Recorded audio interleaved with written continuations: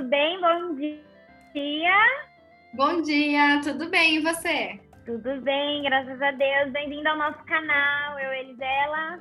Muito obrigada pelo convite. Fico muito feliz de poder contribuir um pouquinho do meu conhecimento com todas vocês.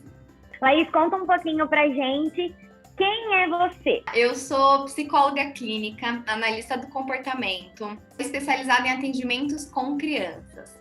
Então, desde a minha pós-graduação, logo quando eu me formei na PUC aqui de Campinas, eu ingressei nesse mundo infantil, que é um mundo que me fascina. E atualmente, o meu foco também, além de atuar com as crianças diretamente, é atuar com as mães.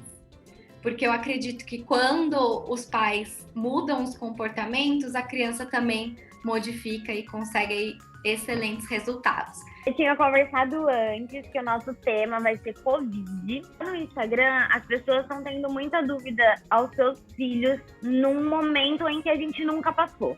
É um momento totalmente diferente, tanto pra gente, adulto, como para as crianças.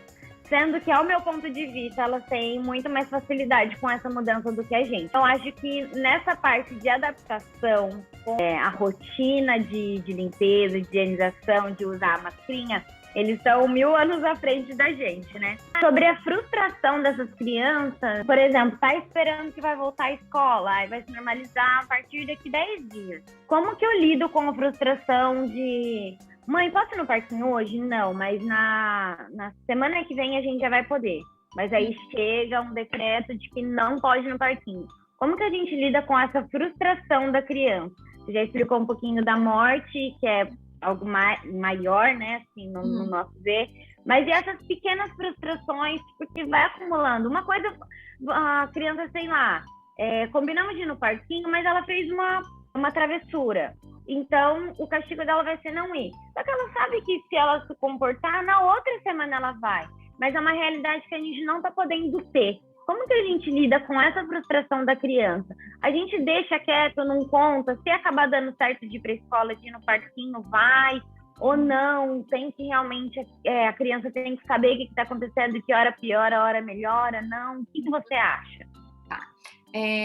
Eu acho assim, na verdade, a psicologia ela não tem uma receita de bolo. Não tem como eu passar para você uma receita, por quê? Cada família vai ser única e cada criança é única. Você mesmo diz sobre as diferenças, né, das suas filhas. Então, uma pode ser que reaja de um jeito, a outra de outro jeito, né? Não é porque tem os mesmos pais, foram criadas da mesma forma que vão reagir da mesma maneira.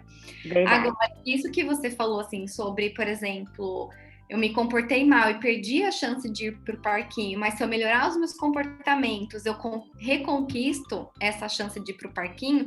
E o que isso significa? Que a gente tem controle da nossa ida ao parquinho, depende de mim. Eu preciso mudar os meus comportamentos para ir. Agora, uma situação de Covid não depende de mim. E aí a gente vai trabalhar com a criança que tem coisas que a gente controla na vida e tem coisas que a gente não controla, que faz parte da vida, que foge, né, do nosso poder, vamos dizer assim. Mas aí cada família vai ter que analisar se é melhor dar uma data ou se é melhor ir vivendo um dia de cada vez.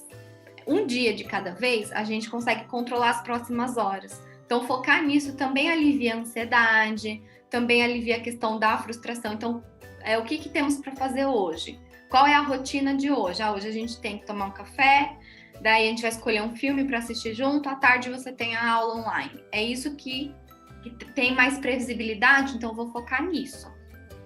Agora, para outras crianças, para outras famílias, talvez seja necessário colocar uma data. Olha, por enquanto, filha, a escola vai voltar no dia 12, por exemplo. Mas pode ser que no dia 12 as coisas ainda não melhoraram e o governo resolva prorrogar essa quarentena. Então, aí a gente explica para a criança, existe uma data, mas existe uma chance de não conseguir. E aí a gente vai trabalhando com a criança no sentido o que a gente pode fazer ou como vai ser se essa data não for, se essa data for prorrogada, ou seja, se não for cumprida. O que vai acontecer, filho? Se não conseguir voltar para a escola, a gente vai continuar como a gente está fazendo, nas aulas online, brincando em casa, conversando com os amigos pelo celular, vai continuar dessa forma, né? É muito importante que para a gente aprender a lidar com os sentimentos, a gente vivencie esses sentimentos. Eu falo, o ideal não é zerar, nunca se sentir frustrado, nunca se sentir ansioso, nunca ter medo. Não é isso, porque eu preciso sentir essas coisas para aprender a lidar com elas. E aí vem uma pergunta, acho que é para todos os pais. Como é que vocês lidam com as frustrações de vocês? Vocês sabem? Porque as crianças aprendem muito com os pais são exemplos. Então, por exemplo, se um pai reage desesperadamente diante de uma situação, isso mostra para a criança que ela também deve reagir desesperadamente, porque então mostra que a situação é um caos. Agora, se o pai já consegue manejar o sentimento, lidar com aquela situação de uma forma mais positiva, a criança entende que ela tá mais segura e que dá para ela também lidar com aquilo de uma maneira mais positiva. Os filhos são praticamente cópias do pai, né? Dos pais. Então, a fruta não cai muito longe do pé. Antes de eu ensinar o meu filho a lidar com a frustração, eu preciso eu mesma aprender a lidar com a minha própria frustração. Deixa eu contar uma coisa que aconteceu.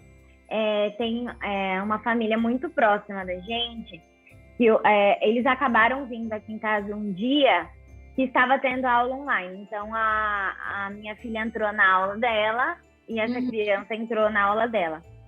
E a mãe dessa criança são escolas diferentes. Ela começou assim pra mim, você tem noção de que essa professora tem que cuidar de 20 alunos? Conta. E sabe qual que é o horário que eles têm que ficar? Eles têm que ficar de tal hora a tal hora. Sendo que é na frente do computador. Não manda a criança levantar nenhuma vez. Eu vi como a criança estava na aula. A criança não queria ficar. Tem a mesma idade da minha filha. A criança não queria ficar. A criança ficava irritada. A criança saía. A criança falava... E aí eu perguntei, ei, você não vai assistir sua aula? E a criança falou assim, é muita... Começou, não da mesma maneira, mas a expor os pontos que a mãe estava falando. Então eu falei pra mãe, que eu tenho muita intimidade, eu falei assim, olha, você não pode fazer isso. Você tá errada, porque você tá passando tudo pra criança. Toda essa sua frustração também, né? Toda essa frustração que você tem com a escola, de precisar estar do lado, porque não é a aula toda. Eu não vou falar que eu fico a aula toda com a minha filha do lado. Mas eu passo aqui, eu vejo como tá a caligrafia, eu vejo. Mas eu não reclamo, tipo, não acabou a aula ainda. Essa professora ainda tá falando. Não. Sabe? Eu não passo pra ela, por mais que tem vontade, às vezes, de falar isso. Tipo, nossa, eu ainda tô nisso. Então eu vejo o reflexo delas nisso. A Catarina é um pouquinho mais difícil. Porque a idade dela, gente, a professora é muito boa, mas, cara, pegar para mandar a criança aprender aquele dia durante 1 hora sobre a letra O, ovelhinha, sobre o ovo, é mais difícil. Porque Sim. As crianças sabem ligar o microfone. Então, se uma sala com 10, 15, a professora, gente, desliga o microfone. A criança não vai desligar o microfone. Sim. E a Catarina não gosta de barulho e tudo mais, então ela não tem tanta paciência, diferente da mais velha, que ela já sabe o horário dela entrar e tudo mais. Então, eu acho que também a frustração dos pais, exatamente o que você falou, reflete na criança. Porque se você tenta levar aquilo lá como, é o normal, é o que, sabe, aceita que dói menos. Então, eu acho que quando o pai realmente não, por mais que esteja frustrado, não conte isso pra criança, depois limpa sua frustração com seu marido, conta pra ele depois quando tiver só vocês dois, o que tá sendo ruim pra você, o que você não tá gostando. Mas pra criança em si, não expor isso, porque ela se alimenta daquilo. Acho que nesse sentido os pais precisam ter muito autocontrole, né? Muito, assim, uma autopercepção ali de que as atitudes também influenciam a família, né? Mesmo estudo que eu estava fazendo sobre a morte, a professora falava assim, que também a mãe, ela é maestra da casa. Então, se a maestra não tá bem, a banda inteira vai desandar. Nesse sentido, as mães também precisam se cuidar. Eu falo muito para os meus clientes, né? Tanto os adultos que eu atendo, os pais, quanto também para as crianças. Por isso que a gente precisa sempre colocar a máscara de oxigênio primeiro na gente. Não é assim quando a gente vai viajar de avião, a aeromoça fala, primeiro põe você, depois ajuda a pessoa que está ao lado. Então, pais, se vocês não se cuidarem, se vocês não observarem as suas emoções, os seus sentimentos, não procurarem ajuda quando precisa, a banda inteira vai desandar. Então, primeiro a máscara de oxigênio em vocês, para depois cuidar das crianças. Muito, muito obrigada, gente.